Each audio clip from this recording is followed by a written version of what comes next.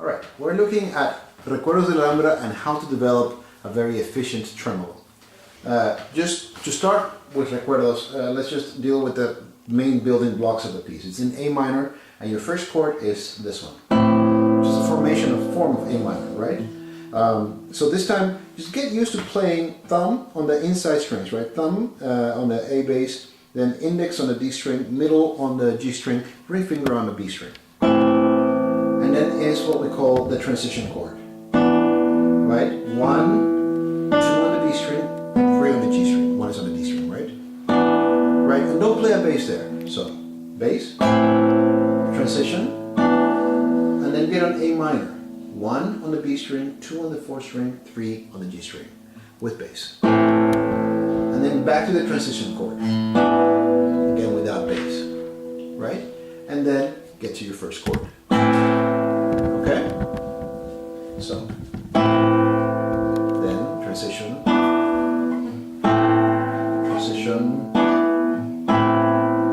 and then we're going to switch to not doing a triple chuck 3 strings. We're going to use 2 strings only, double chuck basically. Then move your 3rd finger 2 frets over, so you're on the D on the 7th fret.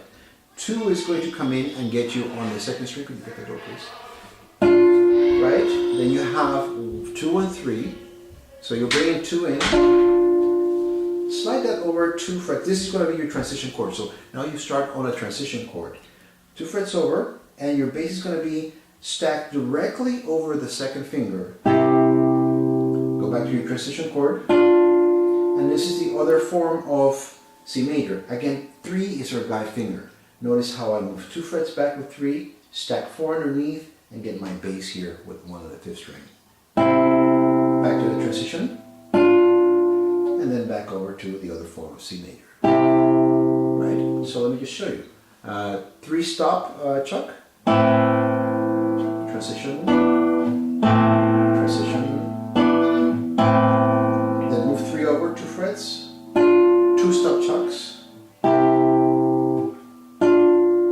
then C major here, 3rd position, 1, 3 and 4, back over. Okay? Now, once you learn this is going to take a while, right? So play with the video and make sure that you get through those chords. The next step is to, in between each chord, for each chord, you're going to play the 5th string for the bass.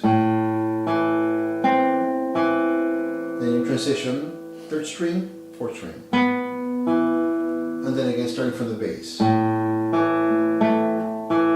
Then transition. And now it makes sense why I was asking you not to play the bass on the transition chord. So again, first chord, transition, and the bass, transition, and then bass. And hang out there for a while. Then you complete. Here comes your next movement. Move with 3, and then it's going to be 3, G. Right? Move 2 frets over, G, 3, G, 3, G, as you move to the transition chord, then G, 3, G. You notice how 3 is just really guiding you. Then,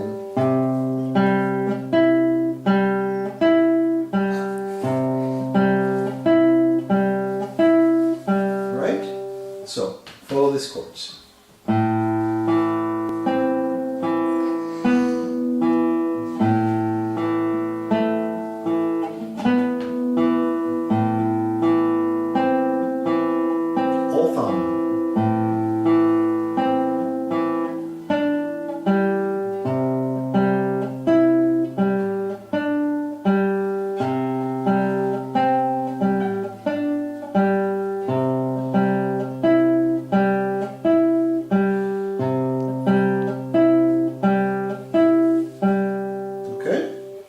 Once you've got that learned, all you have coming is building up your tremolo, which is on this first part of the piece on the 2nd string, and that's the difficult part.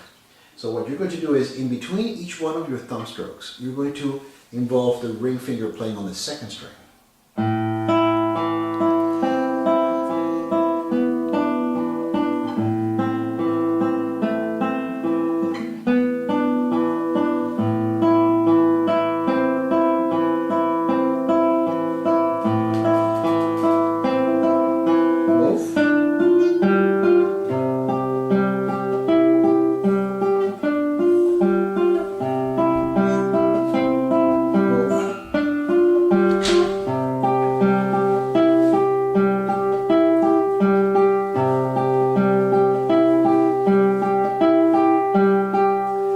comes the actual development of the technique of tremolo, which I'm going to ask you to do it separately with a diminished chord.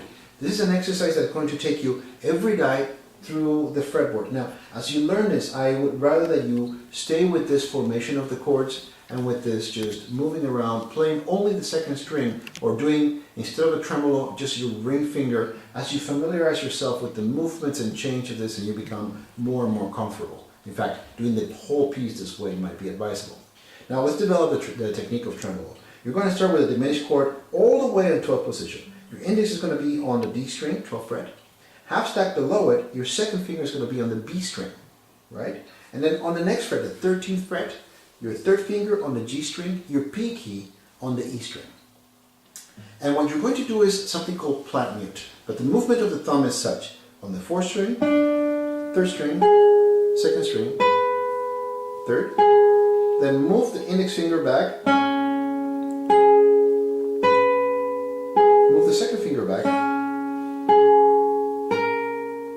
move the third finger back, move the pinky back. You're not going to notice it right now because you're not doing tremolo. Right. As you actually involve the tremolo, just like we did before you were actually on the second string. This is easier, it's on the first string, and you, in between each one of your thumb plucks, you would be bringing in your ring finger. So this is a time in which we need to talk about plant mute. That means that as soon as you play a note, you prepare your next articulation as quickly as possible without having to articulate. What you're doing is you're practicing fast without having to play fast. And that really trains your reflexes and your muscle memory to go to that next string right away without having to think about it and without having any hesitation. And it's going to train us to fix one of the problems that we have with our hands. If you notice, this finger is so much longer than this other two, right? I myself try to play a lot of scale runs with index and middle just because they're the same length. But when you have this finger and you're trying to make them play evenly, you're going to notice that your tremolo tends to, instead of having that even sound that you want out of tremolo.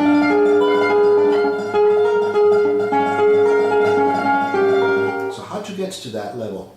What we do is we plant mute. And in plant muting, we're training this middle finger to come slightly slower onto the string. Now, when your thumb plays, you're going to immediately plant your ring finger on the first string. As soon as your ring finger plays, you're going to plant your middle finger immediately onto the E string. The result is a mute, hence the name plant mute. Then middle plays and index plants again on the first string. And then index plays and the thumb is now going to the third string, right? This is the part that a lot of people forget. You also have to train going back to the thumb. Index to the thumb on the third string. Right? You are not going to get a plant mute, and this is where the name is not really a great name for it. I like to call it progressive planting, but it's been called plant mute for a while. So who am I to change terms, right? So then play the third string and your ring finger plants on the first string. Ring finger plays and middle finger plants on the first string. Middle plays and index plants on the first string. Then index goes to thumb on the second string. Thumb to ring, ring to middle, middle to index. Index to thumb now on the third string, thumb to ring, to middle, to index, to thumb on the fourth string, and you move, right? And that way you are going to gradually get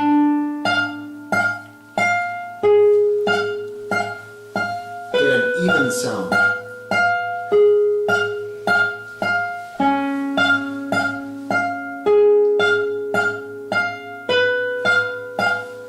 Your goal is not to go fast.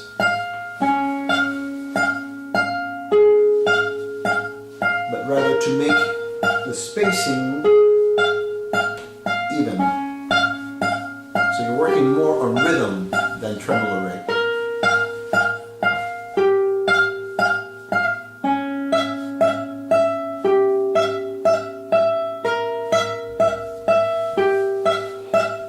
Right? As you get comfortable with this, it's advisable to learn the other forms of tremolo. The flamenco tremolo just adds one index stroke to that.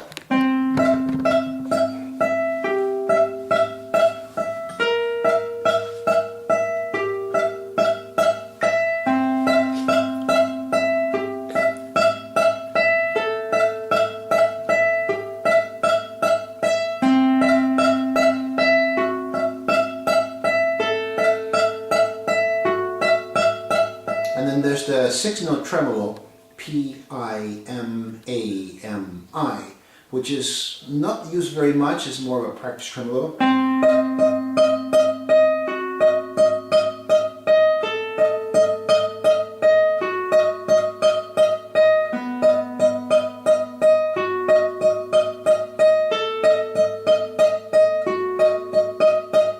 As you learn this, you go through this exercise once a day, every day. In 1 month you should have some very reliable tremolo technique. Then going back to the piece is as easy as doing this.